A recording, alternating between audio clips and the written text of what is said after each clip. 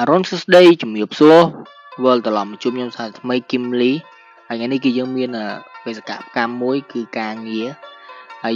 នេះជាក្បាលវីដេអូដែលខ្ញុំថតពេលព្រឹកព្រលឹមដើម្បីឲ្យបងប្អូនទស្សនានេះគឺជាដីដែលខ្ញុំទៅតែជួររស់ហើយទេហើយចង់ដឹងថាបន្តវីដេអូមកគឺខ្ញុំធ្វើអីគឺខ្ញុំបាជីហ្នឹងគឺខ្ញុំបាជីពីនេះឪក្មេងរបស់ខ្ញុំដោយសារតែខ្ញុំបានថតឯងអញ្ចឹងគូគាត់បាច់ផ្សេងគ្នាព្រោះយើងអាចដើរមួយគ្នាបានទេបាជីគឺយើងដើរផ្សេងគ្នា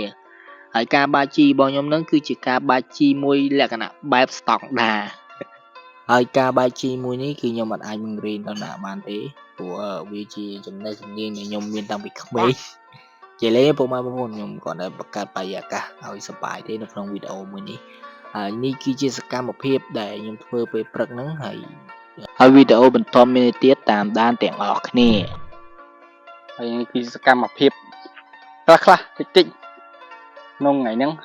ជារួមវីដេអូនេះខ្ញុំធ្វើក្នុងគោលបំណងចង់បង្ហាញពីអ្នកទាំងអស់គ្នាថាខ្ញុំដាំដំណាំអីគេ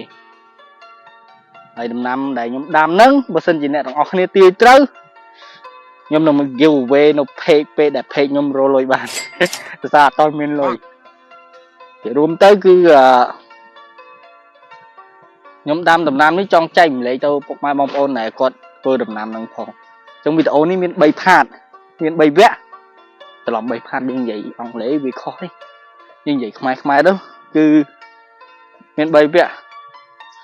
ហើយនៅវីដេអូនេះគឺជាវគ្គទី1សម្រាប់ដែលខ្ញុំធ្វើហ្នឹងឥឡូវបងប្អូនតាមដានទស្សនាអស់គ្នាមានអីពេលព្រលឹមឡើងគឺយើងបាក់ជីពីអ្នកឪក្មេក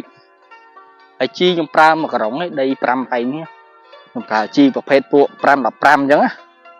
បងប្អូនប្រហែលជាស្គាល់ទេជីប្រភេទពួក5 15នេះកម្មករបាក់ជីបញ្ជាក់នេះគឺជាឪក្មេករបស់ខ្ញុំ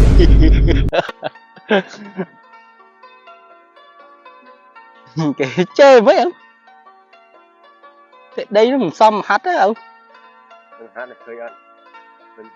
អត់វាលើវាខ្វះតិចតួចតែមើលអាចារ្យធាក់គេមកណាមរៃអាយុកើតហ្នឹងមរៃមកណាលឹកហើយបោះខាងងាយទៀតដល់មិញប៉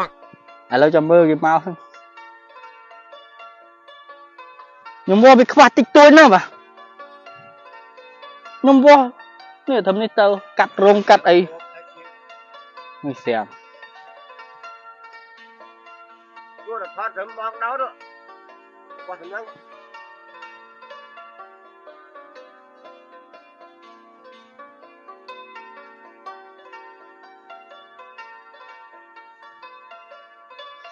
ថ្ងៃក្រោយខ្ញុំនឹងមានវីដេអូទូត្រីអានេះស្រះដែលខ្ញុំជីកអានេះគឺយើងជីកពីអូមកប្រហើយទឹកហ្នឹងបើសិនខែប្រាំងគឺវាអត់រិញទេវាមានចេញរហូតហ្នឹង